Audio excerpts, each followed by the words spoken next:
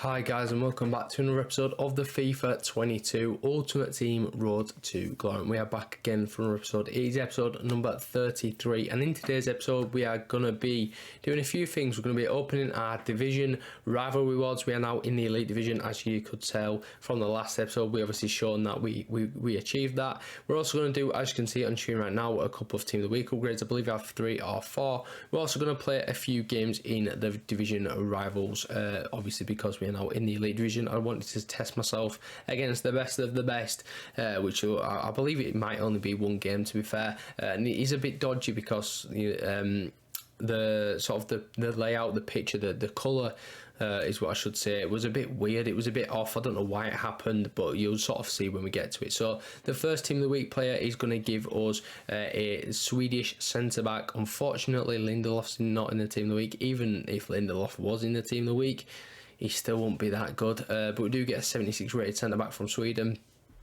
He's not even really going to be useful for SBCs, let's be honest. I mean, there's obviously a few SBCs out at the minute that would require informers. Obviously, we could look at the Kante SBC. I believe that requires 1 or 2.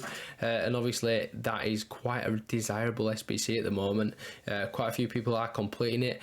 However, he's obviously normal card is better and it's tradable. So I don't know if I will do him personally, but I mean, you never know. We might do him. We've got a couple of French players, we've got a couple of Prem players in the squad. And obviously, it could help in the future if we packed, like, say, I don't know, an Mbappe, a Neymar, something like that, to link across to the French league. That would really help. So that was the next one. It wasn't anything great again, so we'll move on and do another. This time we're putting in a David Alaba, who obviously now has a new Team of the Week card, which is obviously impacts, as well as we're also getting the new team as well. Obviously, I know you've seen this Saturday, but I haven't seen the team yet, so I don't know what the new team is for the Rule Breakers. Hopefully it's decent. I've seen leaks that it's going to be what's it called? That's going to be Eden Hazard.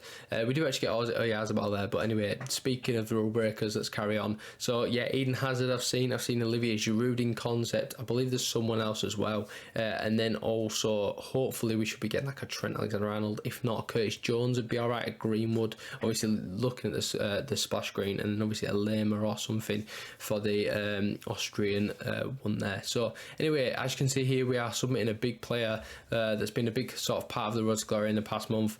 Yes, we're already like a month into FIFA, which is mental to say, but anyway, we are submitting the boy Genie Wijnaldum. Obviously he got Once to Watch SBC. We didn't choose to do that, but because that got released, his price went from like 25k, which we bought him for, to like 7k, and he's now worth about 2k, so that's fun.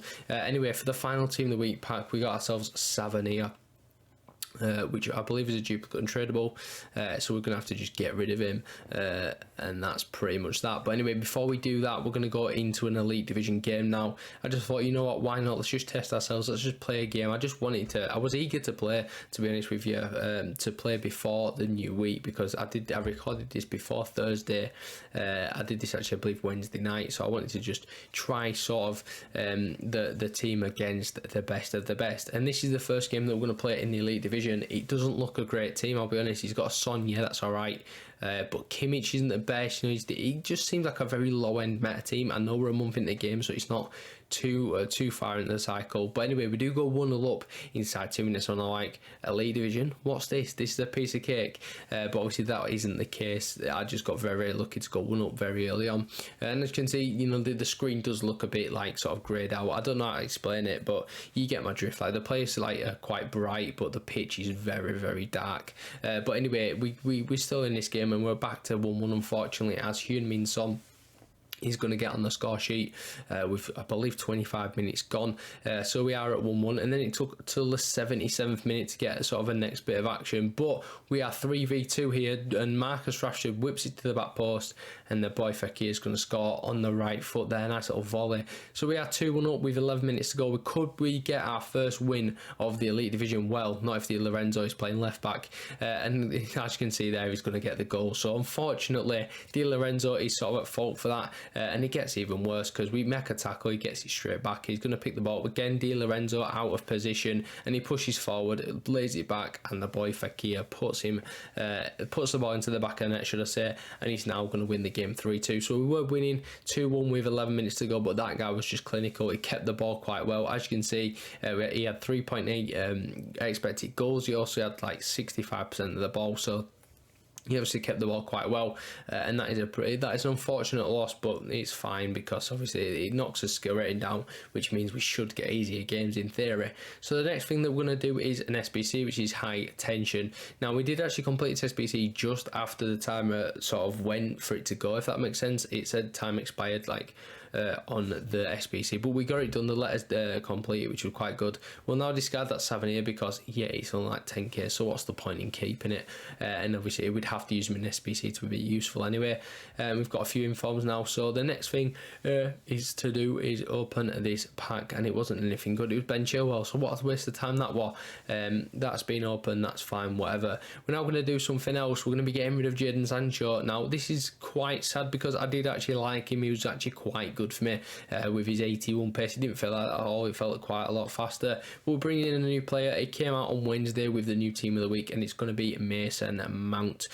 He's worth, I believe, discard now, so we didn't pick him up for too much more. It was 14,750, and we're going to finally pick him up. As you can see, there were bids there for like 30k. People probably expected this card to be worth a lot more, and it really should be. I mean, 86 passing, 85 dribbling, 81 shooting.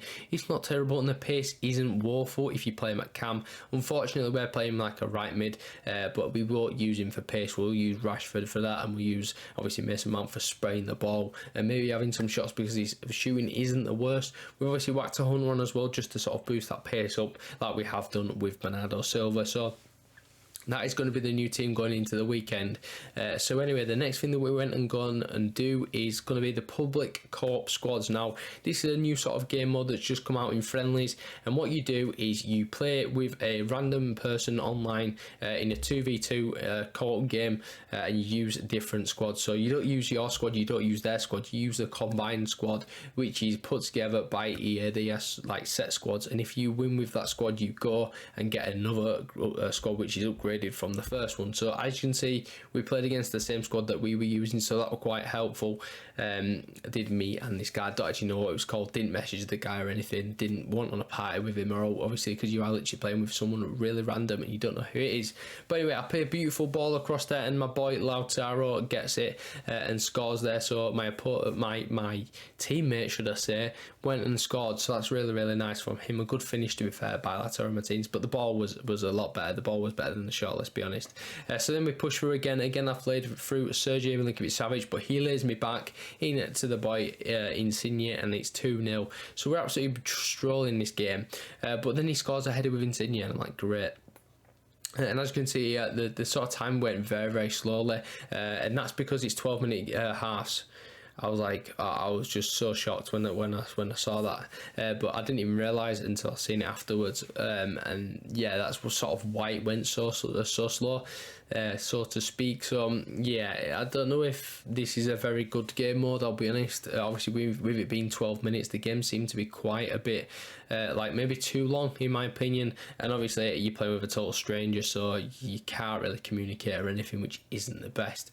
Then obviously our opponents went and scored there with Lautaro Martinez, so he's back to 3-2, and can they mount a sort of charge to go and try maybe get a draw out of this game, and if not a win? Well, they kind of do. I don't want to spoil it, but Haps is going to play a ball across, and now our Haps just basically pass it to the keeper, which is a suicide pass, and now Haps has scored. So Haps was involved quite a lot in that goal, and we're back to 3-3. So we obviously looked to try and get the winner. We threw the kitchen sink, but unfortunately Insigne decided to go score another header, and we lose the game. And my teammate, sorry, just thought, you know what, I've had enough of this, I can't be bothered, I'm just going to leave my other teammate. And yeah, so we quit technically, but I didn't quit, he quit. And that's sort of how the cookie crumbled, unfortunately. So we came away with the loss. We don't get any rewards for that. But if you did get a win, you'd unlock the new team. You'd unlock also some rewards. So it'd be interesting to see what rewards you actually get. But anyway, let's just go now and do an SBC. This one is going to be the last minute winner. I want to get a few last minute winners in FUT Champs this weekend, and we need to have a better record than we did last weekend. Obviously, we was like 8-8, I believe, at one point, which wasn't the best. And obviously, the week before we went 12-2. So you know, it's a bit of a dodgy one. Maybe it will cause, like, obviously all the sort of noobs were quitting. We're not quitting games, but there were no loss glitching, and maybe that's why I got a better rank last weekend. I mean, it'll probably have something to do with it, but probably not entirely. So anyway, we opened another pack there. I believe that was from the SBC, and it's going to give us Danny Olmo, which isn't amazing. I don't know why I bother with these SBCs, to be honest with you. They never give me anything good. So we also get a Hate Bauer and as well as an El Shaarawy. And then we also get a Chelsea kit. You know, not amazing, is it really? So we'll sell Danny Elmo for like 1,000 coins, and that's pretty much that. So the next thing that we're going to do is finally open our division rival rewards. We have got ourselves into the elite division, like I said obviously previous in this episode, and also like you saw in the last episode. So let's go and open these rewards then. What rewards we're going to pick though? So option 1 gave us a tradable 100k pack, I believe, and then some coins. The second one gave us an untradable 100k pack and then some coins, and then the third one gave us a untradable 100k pack, a tradable 50k pack, and then I believe it was some coins as well. So we decided to go for the second option, which was the 100k pack, and then obviously the coins. And this is now going to be the team of the week red player pick that we get. It's going to be Barella. I mean, I don't know what to think about that. He doesn't get in the team, but he's worth 160k on the market. So I'd say that's probably a dub, let's be honest. It's quite a decent pull. Obviously could work off the bench for the sort of maybe an extra time sort of game or something. Obviously that extra stamina will help in the middle of the pack. So now let's go and open the 100k pack. It's actually going to give us a walkout, which is quite nice, but unfortunately it's going to be an Italian centre back. It's going to be Jorginho Chiellini. Not the best, I can't lie. I mean, he's worth about 8,000 coins on the market, but the good news is I've now can put my tradable one onto the trade pile again, so we can sell him. And obviously this one that's untradable, it will just store in the club, maybe to go and complete the Kante SBC or something. Don't really know, not too sure yet, because obviously Kante looks quite expensive for what he is. But anyway, that's going to pretty much wrap up the episode. So if you enjoyed the video, give it a like, subscribe if you're new to the channel, and I will catch you in the next one tomorrow. Peace.